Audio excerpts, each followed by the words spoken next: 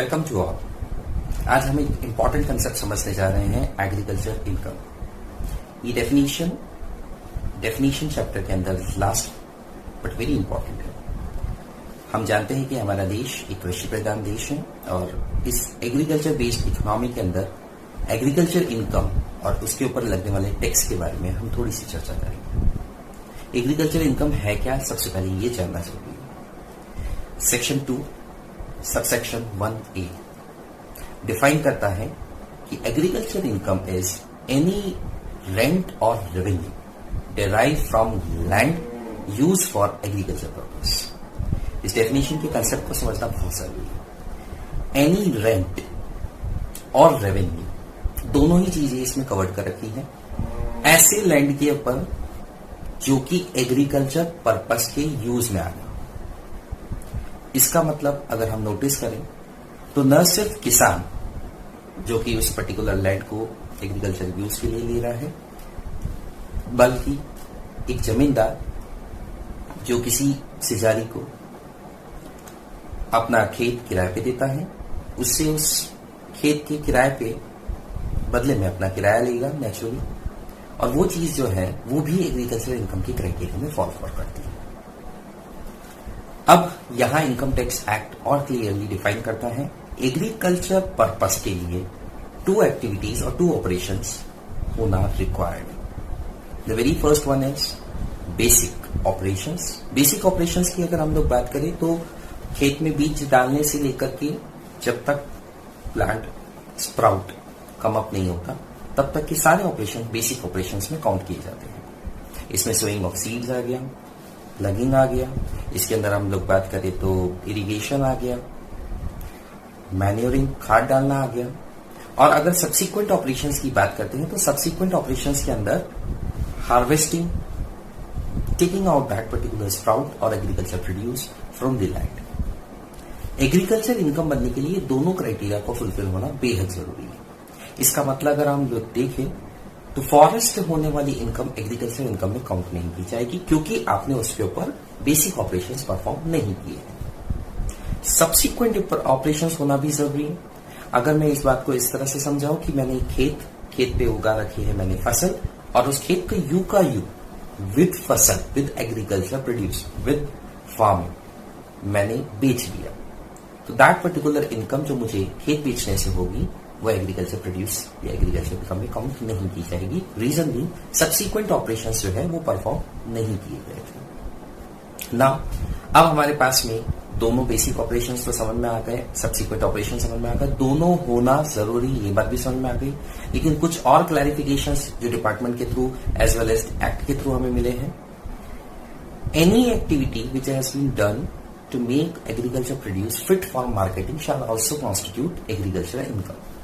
इसको ऐसे समझते हैं हम लोग, एग्रीकल्चर इनकम में कोई भी ऐसी गतिविधि जो एग्रीकल्चर प्रोड्यूस को मार्केटिंग के लिए फिट करे।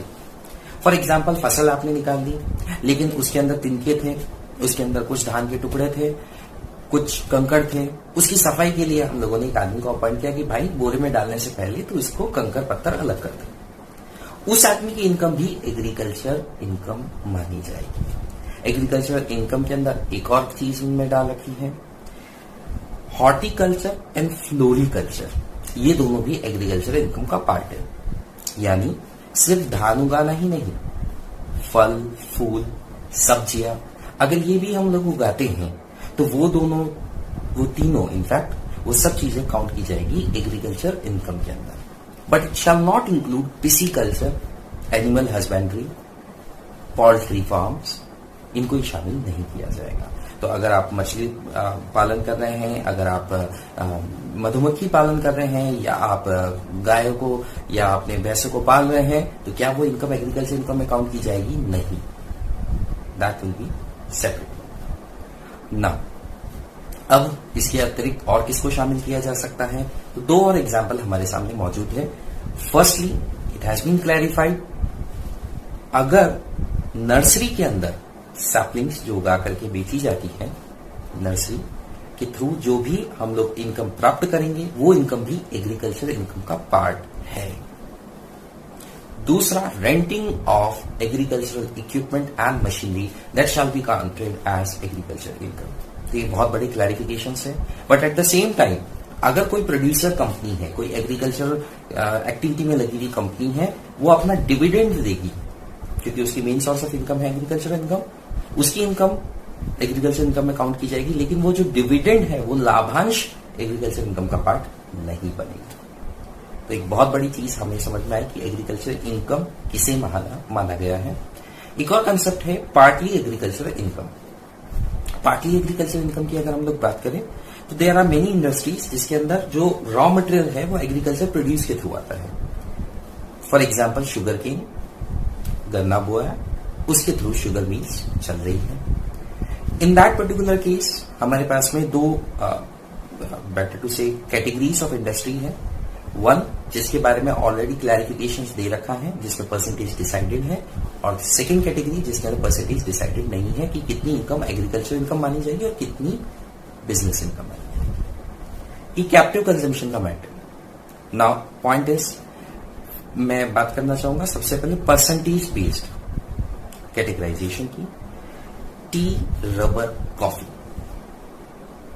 टी की अगर हम लोग बात करें, जो टी बिजनेस है उसमें चाय के बागान के अंदर सबसे पहले चाय की पत्तियां उगती हैं, उन पत्तियों से चाय पत्ती तैयार की जाती है।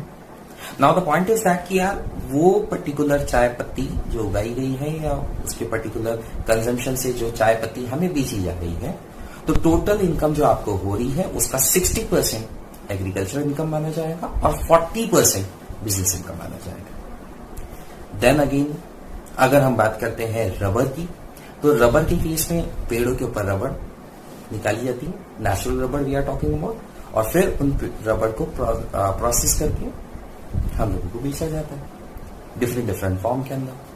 Now in that particular case 65% of that income shall be constituted as agriculture income और remaining 35% business income. Now coffee की अगर बात करें तो क्या कॉफी के केस में दो बाइफर्केशन कर रखे हैं। सबसे पहली बात, जो नॉर्मल कॉफी है जिसके बारे में हम लोग समझते हैं, उस केस के अंदर 75%, remember my word, 75% agricultural income माना गया है, 25% बिजनेस इनकम माना गया है। लेकिन that coffee which has been roasted, grounded, cured and grown, all the four activities should be done. Then in that case only 60% shall be taken as agricultural income and 40% को business income माना गया। Rest of the industries जिसकी हम लोग बात कर रहे थे, for example sugar cane के through sugar mills जो चल रही है, in that case cost of production shall be taken as agricultural income। तो मान लेते हैं जो सारी कॉस्ट ऑफ प्रोडक्शन, ये गन्ना उगाने की जो कॉस्ट है, लेट्स से 4 लाख रुपीज बैठी, टोटल हमारी इनकम हुई 10 लाख रुपीज, तो 10 लाख में से 4 लाख की जो इनकम है वो एग्रीकल्चरल इनकम मानी जाएगी, remaining 6 lakh shall be taken as business. ये कंसेप्ट जो आज हमने समझा है एग्रीकल्चरल इनकम का, इसलिए जरूरी हो जाता है क्योंकि सेक्शन 10 सबसेक्शन 1 एग्रीकल्चरल इनकम को एग्जेम्प्ट करार देता है, कर मुक्त करार देता है, टर्म्स एंड कंडीशंस अप्लाइड। क्योंकि 5,000 तक की इनकम के ऊपर तो बिल्कुल दिमाग नहीं लगाना है, 100% एग्जेम्पशन है। लेकिन अगर एग्रीकल्चर इनकम 5,000 को क्रॉस कर जाती है तो पहले उसे कर योग्य आय के साथ, टैक्सेबल इनकम के साथ क्लब किया जाएगा और टैक्स की कैलकुलेशन की जाएगी। Thereafter basic exemption limit plus agriculture income को क्लब करके टैक्स की कैलकुलेशन की जाएगी, उस चीज का एग्जेम्पशन हमें ग्रांट होगा। वो और हम डिटेल में समझेंगे जब भी हम पढ़ेंगे exempted income. Till now that's from my side. Thank you.